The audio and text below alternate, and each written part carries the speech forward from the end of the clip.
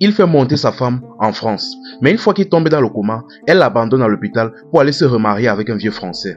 Histoire vraie. L'affaire s'est passée en France.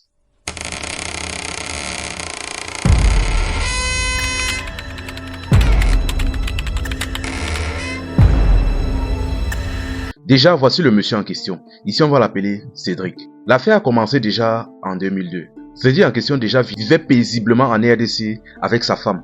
Jusqu'au jour où il a décidé d'immigrer, d'aller en France pour se chercher. Il est de monter d'un premier temps tout seul, promettant à sa femme que dès qu'il s'en sort, il va aussi la faire monter elle. Une fois donc arrivé en France, il a commencé à charbonner, à se battre autant qu'il pouvait. Il a fait tout type de petits métiers.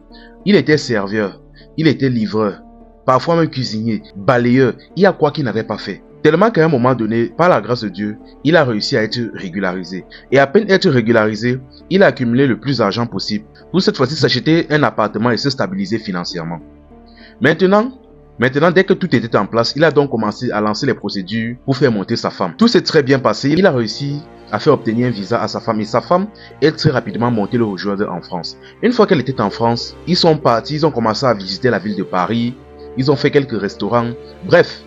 Après que la femme s'est bien imprégnée de la vie à Paris, l'homme a repris ses activités. Lui, il travaillait et la femme de son côté, elle ne travaillait pas. Elle était juste là à la maison. Elle ne foutait rien. Mais ça ne dérangeait pas l'homme. Jusqu'au jour où, un jour, en rentrant du travail, l'homme a fait un accident. Du moins, il a fait un faux pas, il a trébuché.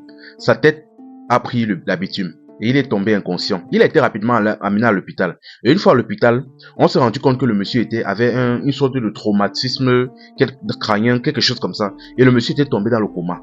On a fait appel à sa femme à l'hôpital pour lui expliquer la situation. On a dit franchement, madame, votre mari, suite à sa chute, est actuellement dans le coma. Et vu sa situation, ce cas est extrêmement rare. S'il est chanceux, il sera guéri, mais ça va prendre énormément de temps. Mais généralement, ce genre de cas-ci, on ne soigne pratiquement jamais. Donc, vous pouvez juste confier votre situation à Dieu. La femme de son côté aussi, elle était choquée, elle était dépassée parce qu'elle, de base, elle ne travaillait pas. Elle a réfléchi, elle ne savait pas quoi faire. Mais bref, le premier mois, elle passait à l'hôpital, leur rendre visite. Elle priait, elle s'efforçait. Mais après 1 mois et demi, elle a arrêté, elle ne venait plus à l'hôpital. Donc, il ne lui a fallu qu'1 mois pour arrêter, 1 mois seulement pour abandonner son mari. Juste pour que vous sachiez. Après, dans les 1 mois en question, elle ne venait plus, 1 mois et demi. Les infirmiers ont constaté que sa femme ne venait plus le voir. Et chose encore plus étonnante, il n'avait aucune visite. Aucun voisin, aucun ami, parce que le monsieur quand même était là depuis déjà plusieurs années.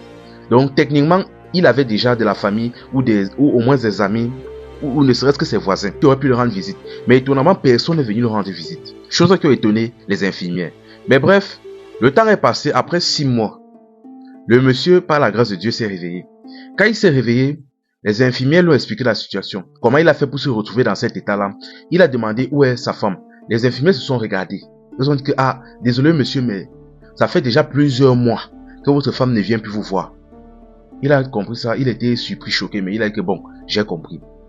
Mais bref, le monsieur est resté encore à l'hôpital pendant une période de rééducation. Parce que bien évidemment, il était resté allongé pendant 6 mois. Dès que ça s'est terminé, il est rentré chez lui. Une fois qu'il est rentré chez lui, quand il est rentré chez lui, il se rend compte que la chambre de sa femme est vide, il n'y a absolument rien.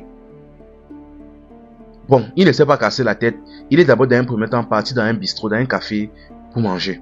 Et une fois dans ce café-là, son voisin est passé, il était surpris de le voir. Il dit que, mais, monsieur Cédric, mais qu'est-ce qui se passe? Je pensais que vous étiez en Afrique. Il dit que, mais, en Afrique comment? Je suis à l'hôpital depuis plus de 6 mois dans le coma. Il dit que, mais comment ça? Mais, votre femme nous a fait comprendre il y a 6 mois que vous étiez en Afrique. Et elle-même d'ailleurs, elle s'est remariée. Il dit que, mais attends, comment ça? Le gars était choqué. Il dit que, mais il se lève, il arrête son voisin, il commence à cravater son voisin. Il dit, mais qu'est-ce que tu racontes comme ça? Il dit que, mais monsieur, votre femme, en fait, la nouvelle vient de ma femme. C'est ma femme qui m'a expliqué. Parce que vous savez, comme vous savez, elle s'entend bien avec votre femme. Elle m'a fait comprendre que votre femme, apparemment, vous avez eu quelques problèmes, vous êtes rentré en Afrique. Et de son côté, elle s'est remariée avec un autre monsieur. Il s'appelle ici Jean-Marc. Ils sont là-bas vers Paris. Il dit que, ok. Il dit que, pardon, amenez-moi un peu voir votre femme, je vais discuter avec elle. Il a dit qu'il n'y a pas de problème. Il a amené donc monsieur Cédric vers sa femme. Une fois donc devant sa femme a été choquée de le voir. À peine avoir vu le monsieur, elle a commencé à s'excuser.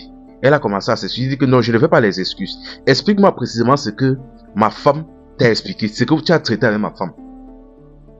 Elle a dit que franchement, je suis désolé, mais franchement, quand vous étiez dans le coma, votre femme vous a rendu visite pendant un mois, mais comme elle ne travaillait pas et tout, elle s'en sortait pas. Finalement, elle a abandonné et un jour, en rentrant de l'hôpital, elle a rencontré le certain Jean-Marc en question. Le Jean-Marc donc en question n'était pas au courant qu'elle était mariée, qu'elle était avec quelqu'un. Il a donc commencé, il lui a donc fait la cour. Et quelques temps plus tard, il a demandé un mariage et actuellement, ils se sont mariés et ils sont actuellement là-bas à Paris ensemble, ils vivent ensemble. L'homme regarde la famille que donc, à peine un mois, à peine seulement un mois et demi, elle m'a abandonné à l'hôpital pour aller se marier. Il dit que ok. Il dit, s'il te plaît, appelle ma femme que je puisse causer avec elle. La femme a insisté, elle n'a pas voulu, il a dit que ne t'inquiète pas, je ne suis pas là pour créer les problèmes, je veux causer avec elle devant vous. Appelle-la juste, je vais mettre les choses au clair. Elle a donc pris, elle a lancé le numéro de la femme de son voisin et elle lui a donné le numéro. Elle lui a donné de passer le téléphone. Le monsieur, dès que la femme a dit allô, elle a dit que oui, allô.